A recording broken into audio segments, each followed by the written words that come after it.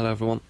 In this video we're going to be taking a look at some artwork that Phoenix Games used for certain games that never made it to the final products, or mostly didn't make it to the final products, but they were in production stages, and the reason why they didn't make it is probably because they didn't have the licensing rights to use the images, or in some cases they just didn't even suit the game that was being developed. But we're going to take a look at them now. So this first one is a game called Runners, which was actually released as Extreme Sprint 3010 in 2005, which is a weird game where you play as somebody running across a bunch of obstacles, but you're running towards the screen, so it makes it quite weird and unique, really. It's worth checking out, but it's not a great game. But anyway, the game was originally going to be called Runners, and the artwork featured was two people running across a wasteland. And this originally was used for a book from 1993 called Achilles' Choice. I think that's how you pronounce it anyway. But yeah, there you can see it. And this artwork was created by Boris Vallejo, or Vallejo, not sure how you pronounce it. He's an artist that has been around forever and ever. I have tried to reach out to him, but he has about 7 million emails, so I haven't had any response yet. But yeah, so that was the first one. I mean, as I say, I'm not sure if they had any licensing agreement to use any of this artwork, so that's probably why none of it ever got to the final stage. But in the next one we've got is Quad Boyka, which was released as Extreme Quads. And it's unsure exactly where this image originated from, but I would assume by the style of the artwork that it is again done by Boris. The earliest mention on the internet is from 2008 from a website called IZ which doesn't exist anymore. The other reference we've got is a rave tape. Let's just get that up, from 1999, just on cassette tape. Some people probably won't even know what a cassette is. Mind you, they're having a bit of a comeback lately. Nostalgia thing, a lot of people started using them again.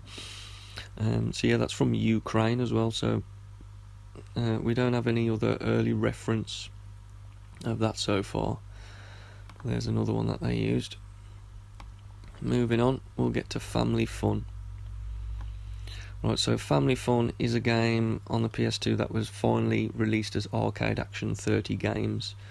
There's a video of that on the channel, as there is with all the other games mentioned.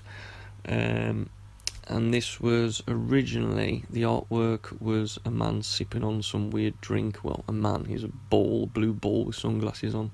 This was originally used for a Phoenix PC game, called Family Games Compendium 2, which is there. Which is actually a different game. Family Games Compendium is just 20 games, and they're all PC Windows based terrible flash start games.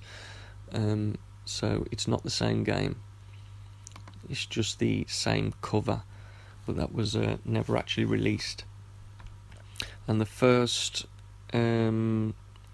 we can find it from 2008, where it was used on avatars for people, and a Russian greeting card website used it on some of their cards. But then we can find another reference of it here, which I do already have up. Actually, do I? No. So we've got it here on the Tizer First Mix of 96. It was used on a cassette tape for that rave tape.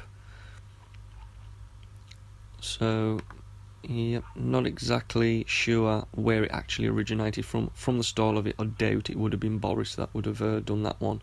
So I'm not exactly sure where that actually comes from. Next we have Obliterate, which is actually a fun little game. It's not brilliant, don't get me wrong. It's quite basic and has a lot of faults in it, but it is one of my favourite Phoenix games. There's a full playthrough of it on the channel. But this is probably one of the oldest artworks that Phoenix used. It's a guy standing there with a bayonet, and this is actually from 1978, and again made by Boris. And it was first used on a book called Untitled Eden, which I'm guessing means Adventures of Eden, and that was a science fiction book by Arthur C. Clarke.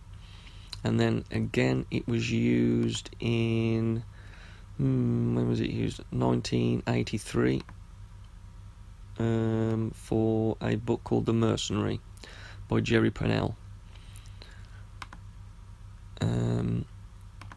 And then finally it was used on the front of a Monsters of Rock album, which that was from the 80s, was it? Oh, 99. That's quite late for a Monsters of Rock album. But yeah, obviously you'll see the head has been changed a bit there to suit the Monsters of Rock. They did it with all their stuff, put a skull on the head of everything. But yeah,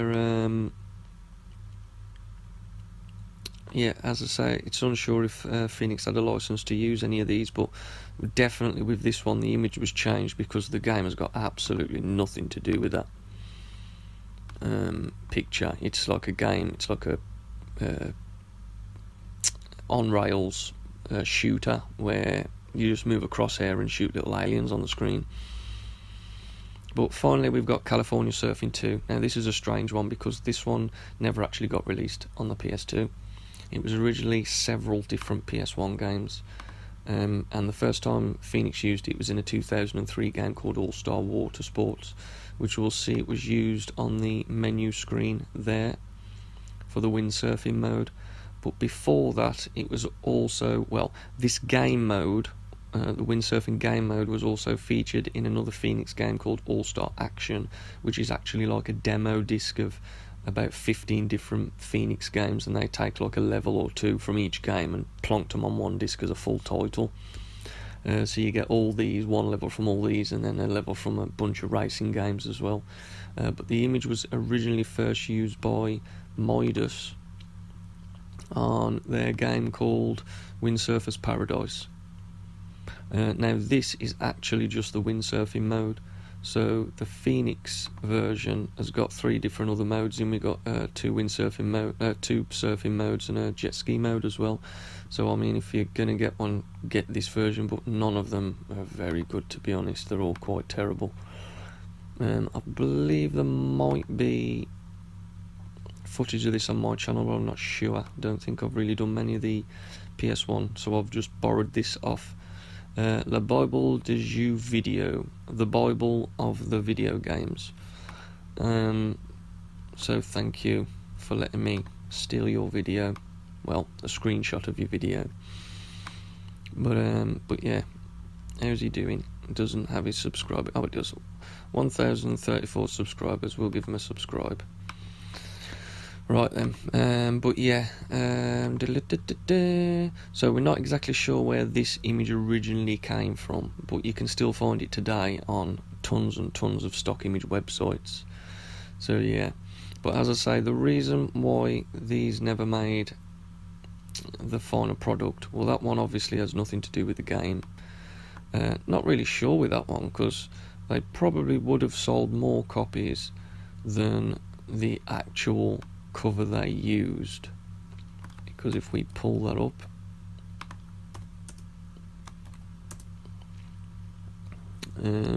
there is the cover. That, mind you, I don't know, that cover's not too bad, is it really?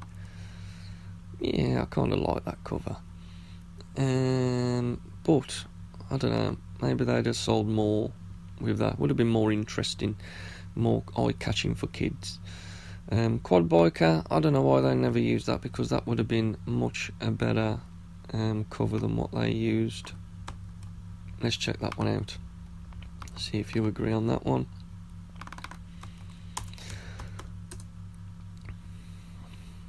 There's the cover. I mean, that cover's alright,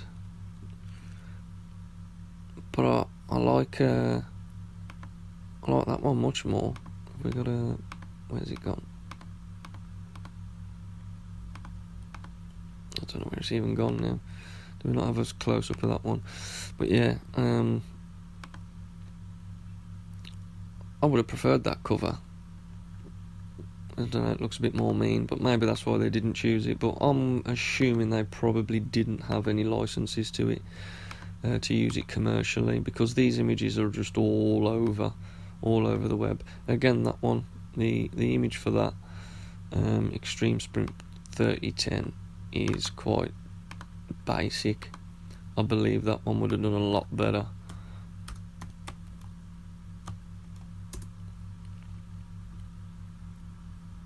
Oh no, that's the PC cover. Where's the PS2 cover? There we go. Yeah, that's quite a terrible cover compared to Runners. Where is it? That one. I'd have preferred that. Oh, Joe.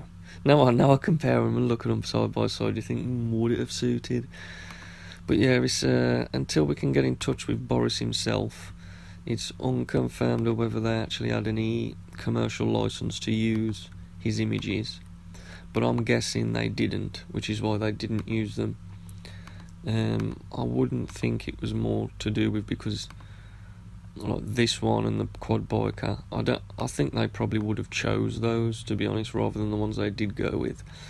So I'm guessing they just didn't have a license to use them. But yeah, let me know in the comments down below what you think, and then when I finally do get an update, I'll do an update video and let you know. But there is plenty more borrowed artwork segments that'll be coming, because I've got tons more images, so stay tuned for the next part, which hopefully will be coming in the next week or two. So thanks for watching, give a like and subscribe, and I'll see you on the next video. Take care, toodaloo.